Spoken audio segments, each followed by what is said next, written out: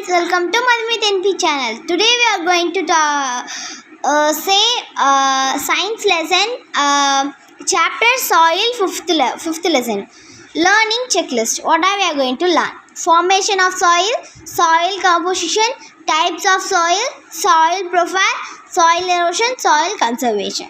Today we are going to learn this both only. Tomorrow we can learn, after that we can learn this too.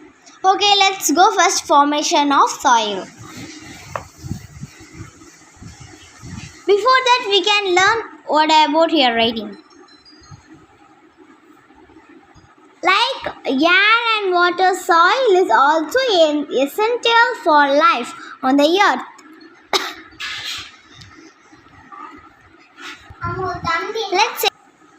Let's say the meaning. Like air and water எப்படி வந்து air water இது எல்லாமே நமக்கு essential அப்படின்னு சொல்கிறோமோ அதே மாதிரி தான் சாயில், அதாவது மண் அப்படின்றதும் நம்மளோட லைஃப்க்கு ரொம்ப ரொம்ப எசென்ஷியலான ரொம்ப தேவையான ஒரு விஷயம். ஓகேவா? பூமியில் வாழ்கிறதுக்கு. Plants grow in the soil and we know that all living beings depend on plants for survival.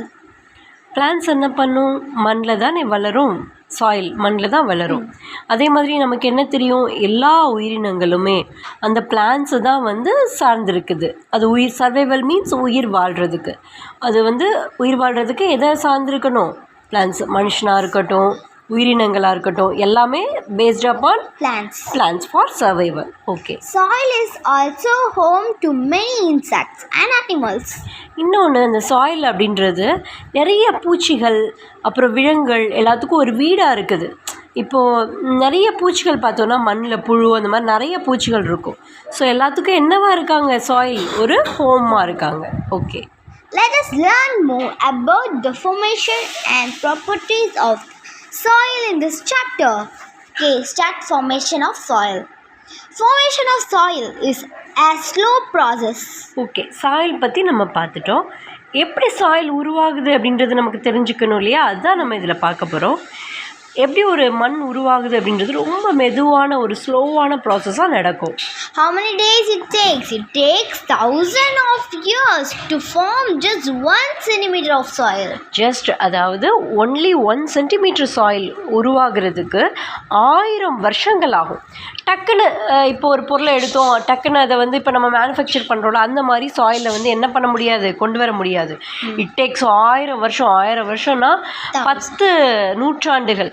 அதாவது இப்போ நம்ம இருக்கோன்னா நமக்கு தாத்தாவுக்கு இந்த மாதிரி ஒரு 10 ஜென்ரேஷன் தாண்டி இருந்து ஆரம்பித்து வச்சுருந்தா தான் 10th ஜென்ரேஷனுக்கு மேலே நமக்கு அந்த சாயில் கிடைக்கும். ஒரு சென்டிமீட்டர் சாயில்னால் கூட இப்படி தான் நமக்கு கிடைக்கும், உடனே கிடைக்காது அப்படின்னு சொல்கிறாங்க. Big rocks are broken down into smaller pieces due to the heat of the sun. First என்ன பண்ணுறோம்? பெரிய பாறைகள் அது எல்லாத்தையும் என்ன பண்ணுறோம்? broken down into smaller pieces, குட்டி பீசஸாக உடைக்கிறோம். எப்படி உடையும்? சன்னோட ஹீட்னால அந்த பாறைகள் உடையுது. சூரியனோட வெப்பம் எவ்வளோ அதிகம் நம்ம பார்த்துருக்கோம் இல்லையா? அதனால உடையுது. Strong winds and flowing water. சன்னால் உடையுது. தென் காற்று, ஃபாஸ்ட்டாக காற்றடிச்சாலும் அது அப்படியே உடையுது அந்த பாறைகள்லாம். தென் ரொம்ப ஃபாஸ்ட்டாக தண்ணி வந்தாலும் என்ன ஆகுமா? அந்த பாறைகள்லாம் உடையுமா? ஓகேவா? The rocks get heated up due to they contract at night when they cool down. The rocks get heated up due to the sun rays and expand during the day. இந்த ராக்ஸ் என்ன ஆகுது? அதாவது Sun race, சூரியனோட கதிர்கள் அந்த பாறையில் படுது இல்லையா? பட்ட உடனே சூடாகுது. சூடானோன்னு என்ன ஆகும் அப்படின்னா, ஏன் அது உடையுதுன்னு சொன்னோம், நம்ம எல்லாம் ஆகுதுன்னு சொன்னோம்ல, அது ஏன் அப்படின்றத நம்ம இங்கே பார்க்குறோம். இந்த ராக்ஸ் எல்லாம் என்ன ஆகுது? சன்ரைஸ் பட எக்ஸ்பேண்ட் ஆகுது. அதாவது குட்டியாக இருக்கிற ராக்ஸ் அப்படியே விரிவடையுது. எப்போது? டே டைமில். ஓகேவா? They contract at night when they cool down. நைட்டில் என்ன ஆகுது? அந்த ராக்ஸ் அப்படியே ஜில்னஸ் பட அப்படியே சுருங்குது. பகலையில் வெயில் பட எக்ஸ்பேண்ட் ஆகுது. நைட்டில் ஜில்னஸ் பட இட்ஸ் கண்ட்ராக்ட் மீன்ஸ் சுருங்குது. This conditions continuous process forms cracks in rocks which are further brought down by wind and flowing water. Okay, இந்த மாதிரி என்ன ஆகுது, பகலில் வந்து எக்ஸ்பேண்ட் ஆகுது, நைட்டில் சுருங்குது, எக்ஸ்பேண்ட் ஆகுது, சுருங்குது. இப்படி நடக்க நடக்க நடக்க என்ன ஆகுது அப்படின்னா ராக்ஸில் வந்து ஒரு விரிசல் உருவாகுது. இந்த பார்த்தீங்களா இதில் இருக்குதுல்ல இந்த மாதிரி.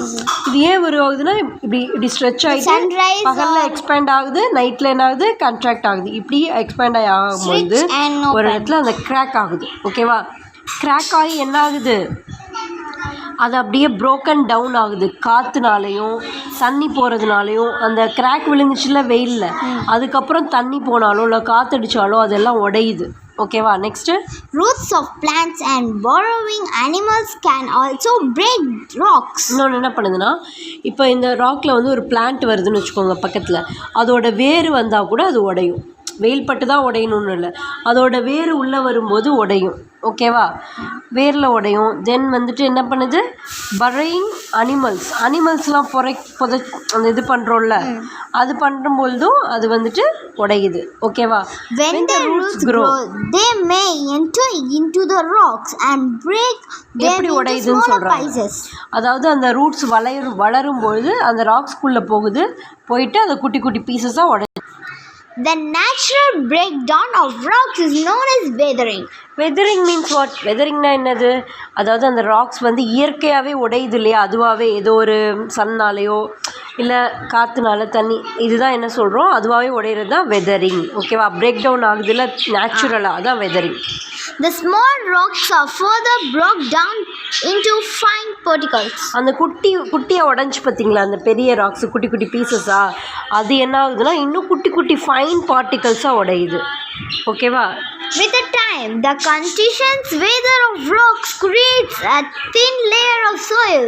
டைம் ஆக ஆக என்ன ஆகுதுன்னா கண்டினியூஸாக அந்த ராக்ஸ் வந்துட்டு என்ன ஆகுது, வெதரிங் ஆகுதுன்னா குட்டி குட்டி பீசஸாக உடையுது. அப்போ என்ன ஆகுது அப்படின்னா நிறைய குட்டி குட்டியாக உடஞ்சி தின் லேயர், இப்போ கொஞ்சமாக இருந்தது இன்னும் கொஞ்சம்னு சொல்லி தின் லேயர் ஆஃப் சாயிலாக ஃபார்ம் ஆகுது.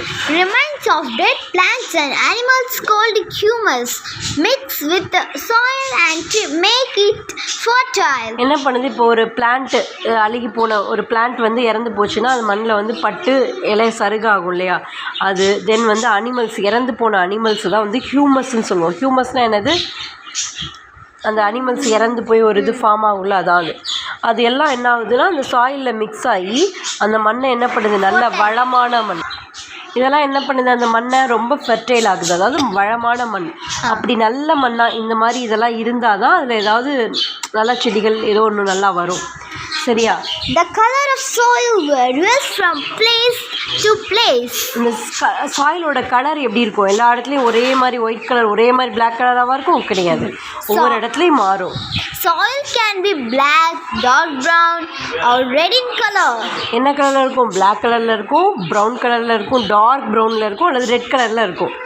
Thus, a soil can be defined as the topmost layer of the earth's surface. பூமியோட சர்ஃபேஸில் மேலே உள்ள லேயரில் என்ன இருக்கும், சாயில் இருக்கும். மேலாப்பில் என்ன இருக்கும் நம்ம பூமியில், soil. அப்போ டாப் மோஸ்ட் லேயர் என்ன இருக்குன்னு கேட்டால் சாயில். ஓகேவா, which consists of அதில் என்னென்ன இருக்கும், சாண்ட் மண் இருக்கும், remains of dead plants and animals waste எல்லாம் இருக்கும். முதல்ல பார்த்தோம் இல்லையா, minerals இருக்கும், amount of air and water. Minerals means என்னென்ன இருக்கும், என்னென்ன மினரல்ஸ் இருக்கும், அதாவது இந்த கால்சியம், இந்த மாதிரி நிறைய நைட்ரஜன், இந்த மாதிரி நிறைய மினரல்ஸ் வந்து மண்ணில் இருக்கும். மெட்டாலிக் நான் மெட்டாலிக் சொல்லுவோம்ல, அந்த மாதிரி சில மினரல்ஸ் இருக்கும். அப்புறம் some amount of minerals also. it should be there. Some amount of air and water, கொஞ்சம் வந்து ஏர், காற்று, தண்ணி எல்லாமே அதில் இருக்கும். Next, okay, next we are going to topic is soil composition. Let's start. Soil is made up of many things. Soil composition, அதாவது இவ்வளோ நம்ம பார்த்தது எப்படி சாயில் உருவாகுதுன்னு பார்த்துட்டோம். அடுத்து வந்து சாயிலில் என்னென்ன இருக்குன்னு பார்க்கலாம். The five basic components of soil are as follows: rock material, organic material, air, water, soil creators. சாயிலில் என்னென்ன இருக்கும் அப்படின்னா ராக் மெட்டீரியல் இருக்கும், பாறைகள் இருக்கும், அதில் உள்ள மெட்டீரியல், அப்புறம் ஆர்கானிக் மெட்டீரியல் இருக்கும். ஏன்னா ஆர்கானிக்னால் அந்த பிளான்ட்டு அனிமல்ஸ்லாம் டெட்டு அந்த வேஸ்ட்டெல்லாம் சேர்ந்து ஆர்கானிக்காக இருக்கும். இது வந்து நேச்சுரல். தென் ஏர், காற்றும் அதுக்குள்ளே இருக்கும், அதில் வாட்டரும் இருக்கும். தென் சாயில் கிரியேச்சர்ஸ் ஆல்சோ இருக்கும். In this we are going to first this one. See, rock materials. Substance like sand, silt and clay are formed due to the weathering of rocks. அதாவது சாண்ட் மண் இருக்குல்ல, அது சில்ட்டு அப்புறம் clay, இது எல்லாம் எப்படி form ஆகுது அப்படின்னா ராக் வந்து வெதரிங் ஆகி தான் கிடைக்குது. வெதரிங்னா என்னது? The natural breakdown of rocks is known as weathering. Next they form the inorganic components of soil. அதெல்லாம் என்ன பண்ணுது? சாயிலில் வந்து இன்ஆர்கானிக் காம்போனன்ட்ஸ். இன்ஆர்கானிக்னா முதல்ல பார்த்தோம்ல இந்த டெட் பிளான்ட்ஸ் அனிமல்ஸ்லாம் ஆர்கானிக் அப்படின்னு சொல்லிட்டு, அந்த மாதிரி இல்லாமல் இன்ஆர்கானிக்காக கொண்டு வருது. Sand and silt are small particles of rocks. இந்த ராக்ஸ், பெரிய ராக்ஸ் இருக்குல்ல, அதோட குட்டி குட்டி பார்ட்டிகல்ஸ்லாம் என்னது? சாண்ட் அண்ட் சில்ட்ன்றது. Next pebbles are the larger components of soil. மண்ணில் வந்து பெரிய காம்போனன்ட்ஸ் பேர் என்னது? Pebbles. Clay is composed of very fine particles that are closely packed. மண்ணுன்றது எப்படி ஆயிருக்கும்? ரொம்ப குட்டி குட்டி பார்ட்டிகல்ஸ், அதாவது எல்லாம் சேர்ந்து க்ளோஸ்லி ரொம்ப டைட்டாக இருக்கும். அதான் கிளேன்னு சொல்கிறோம். கிளேனா களிமண்ணுன்னு சொல்லுவோம் இல்லையா, அது. Next, organic material. Organic material consists of humus. It is the dark brown substance formed due to the decay of dead plants and animals. Organic material என்ன இருக்கும் அப்படின்னா ஹியூமஸ் இருக்கும். ஹியூமஸ்னால் என்ன சொன்னோம்? இங்கே பார்த்தோம் இல்லையா, ரிமைன்ஸ் ஆஃப் டெட் பிளான்ட்ஸ், இறந்து போன பிளான்ட்ஸ் அனிமல்ஸோட வேஸ்ட் எல்லாம் என்ன சொல்லுவோம்? ஹியூமஸ்ன்னு சொல்லுவோம். ஆர்கானிக் மெட்டீரியலில் என்ன இருக்கும்? இந்த ஹியூமஸ் இருக்கும். அது எப்படி இருக்குன்னா dark brown substance form due to the decay of plants and animals. ஓகேவா? இது எப்படி இருக்குன்னா டார்க் ப்ரௌன் கலரில் இருக்கும். Humus provides nutrients to the plants of their growth for their growth and helps the soil to hold more water. இந்த humus என்ன பண்ணுது அப்படின்னா ப்ரொவைட்ஸ் நியூட்ரியன்ஸ். அந்த பிளான்ட்ஸ் இருக்குது பார்த்தீங்களா, பிளான்ட்ஸ் வளர்கிறதுக்கு அந்த ஹியூமஸ்னால் என்ன சொன்னோம்? டெட் பிளான்ட்ஸ் அண்ட் அனிமல்ஸோட வேஸ்ட் இருக்கும்ல, அது எல்லாம் சேர்ந்து என்ன பண்ணுது? செடி வளர்கிறதுக்கு அந்த மண்ணுக்கு ஹெல்ப் பண்ணுது. அது இல்லாமல் விட்டால் வளராது. அதே மாதிரி அந்த ஹியூமஸ் இருக்கும்போது டு ஹோல்டு மோர் வாட்டர், அது என்ன பண்ணிக்கும்? அந்த மண் தண்ணியை நிறையா பிடிச்சி வச்சுக்கும் அந்த ஹியூமஸ்லாம் இருக்கும் பொழுது. Next topic is air. Soil also contains air. Oxygen present in the air is required by plant roots and other organisms living in the soil for breathing. சாயிலில் என்ன இருக்குது அப்படின்னா காற்று இருக்குது, ஏர் இருக்குது. ஓகேவா? அந்த காற்றுல வந்து ஆக்சிஜன் இருக்குமா, is required by the plant roots. அது எதுக்கு தேவை அந்த காற்றுல இருக்கிற ஆக்சிஜன் அப்படின்னா, பிளான்ட் இருக்குல்ல, செடியோட வேர்களுக்கு அந்த ஆக்சிஜன் தேவைப்படும். அதே மாதிரி other organisms living in the soil for breathing. இப்போ நம்மளுக்கே என்ன தேவை? நம்ம மூச்சு விடுறதுக்கு ஆக்சிஜன் தேவை. அதே மாதிரி பிளான்ட்டோட வேருக்கு ஆக்சிஜன் தேவை. தென் மண்ணில் வாழ்கிற அந்த உயிரினங்கள் இருக்குதுல்ல, அதெல்லாம் மூச்சு விடுறதுக்கு, ப்ரீத்திங்னா மூச்சு விடுறதுக்கு ஆக்சிஜன் தேவை. கார்பன் டை ஆக்சைடு அந்த ஆக்சிஜன் எங்கே இருக்குன்னா சாயிலில் இருக்கிற அந்த காற்றுல இருக்குது. Carbon dioxide and nitrogen are also important for growth of plants. Then plants வளர்கிறதுக்கு இன்னொன்று என்ன தேவை அப்படின்னா கார்பன் டை ஆக்சைடு, CO2வும் தேவை, நைட்ரஜனும் தேவை. Next topic is water.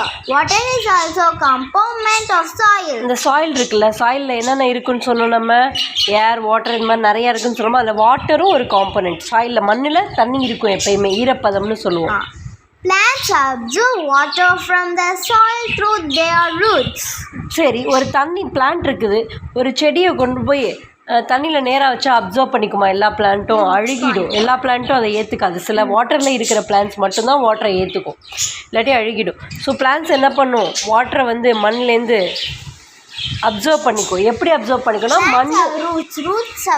Roots வந்து மண் இருக்கிறதுனால தான் தண்ணியை வந்து அப்சர்வ் பண்ண முடியும். டேரெக்டாக ரூட்ஸ் வந்து தண்ணியை மட்டும் வச்சோம்னா அப்சர்வ் பண்ண முடியாது. ஸோ என்ன பண்ணும் மண்ணை வச்சு sand want and then வாட்டரை பிடிச்சிக்கும். Okay.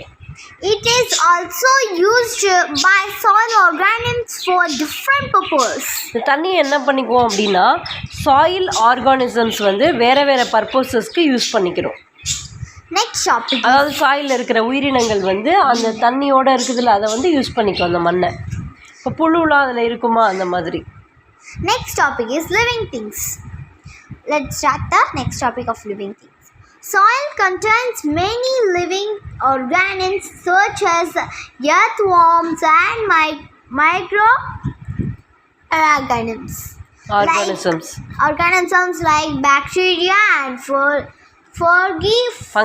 fungi that helps in the formation of humus. Soil என்ன பண்ணுது அப்படின்னா நிறைய உயிரினங்கள், அதாவது இப்போ எர்த்வார்ம்ஸ்னால் என்னது மண்புழு, அப்புறம் மைக்ரோ ஆர்கானிசம்ஸ்னால் நம்ம கண்ணுக்கே தெரியாது குட்டி குட்டி உயிரினங்கள்லாம் மண்ணில் நிறைய இருக்கும். இப்போ பாக்டீரியா இருக்கும், ஃபங்கை இருக்கும். ஃபங்கைனா அந்த காளான் மாதிரி படர்ந்து இருக்கும்ல அது, இது எல்லாமே இருக்கும். சரியா? அது எல்லாமே எதில் இருக்கும்? சாயிலில் இருக்கும். சரியா? That help in the formation of humus. இது எல்லாம் சேர்ந்து தான் ஹியூமஸ் ஃபார்ம் பண்ணும். இப்போ ஒரு பிளான்ட்டை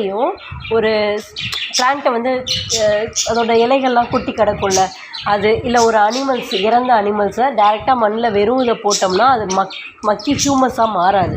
அது கூட என்ன இருக்கணும்? புழு இருக்கணும், அல்லது இந்த மாதிரி குட்டி குட்டி உயிரினங்கள் பாக்டீரியா ஃபங்கிலாம் இருந்தால் தான் அது வந்து என்னவா மாறும்? ஒரு உரம் மாதிரி ஹியூமஸாக மாறும். ஓகேவா? Earthworms are called farmers' friend because their movement in the soil causes the soil to turn in and out. எர்த்வார்ம்ஸ்னால் என்னது? மண்புழு. நெளிஞ்சு போகும்ல மண்ணுக்குள்ள அது. அதை என்னன்னு சொல்லுவாங்கன்னா ஃபார்மர், விவசாயியோட ஃப்ரெண்ட் ஆகும். விவசாயியோட ஃப்ரெண்டு யாருன்னு கேட்டால் எர்த்வார்ம்ஸ். ஓகேவா? எர்த்வார்ம்ஸ்லாம் என்னது? Farmers friend. ஏன்னா அது வந்து மண்ணில் எப்படி வளைஞ்சு போகிறதுனால மண்ணை உட்காந்து நம்ம கிண்ட தேவையில்ல, அதுவே என்ன பண்ணிக்கும்? சாயிலில் இப்படி கிண்டி விட்டுரும். ரொம்ப செடியோட வேறு எதுவும் அஃபெக்ட், இப்போ நம்மளால் பிடுங்கணும்னா வேர் பிடுங்கிடுவோம்ல, அந்த மாதிரி அஃபெக்ட் ஆகாமல் இப்படி நெளிஞ்சு செடியோட வேருக்கு அஃபெக்ட் இல்லாமல் அந்த புழு வந்து சாயிலை வளப்படுத்தும். This helps in the circulation of air in the soil, which helps in the growth of plants. இது நமக்கு என்ன ஹெல்ப் பண்ணுது? சாயில் மண்ணில் வந்து காற்றை வந்து உள்ளே வந்து அந்த புழு இப்படி நகர்ந்து போக அதுக்குள்ளே அப்படியே அந்த நகர்ந்து போகுதில்ல, அந்த இடம்லாம் கொஞ்சம் காலி ஆகுமா, அப்போ அந்த இடத்துல ஏரை வந்து சர்க்குலேட் பண்ண வைக்கிது. விச் ஹெல்ப்ஸ் இந்த க்ரோத் ஆஃப் பிளான்ஸ். இதனால் என்ன ஆகும்? பிளான்ஸ்லாம் நல்லா வளரும். ஒரு அடைச்சி வச்சோம்னா ஈஸியாக வளராதுலடா, ஃப்ரீயாக விட்டால் தானே வளரும். அந்த மாதிரி தான். ஓகேவா? Soil is 45-degree rock. 45%.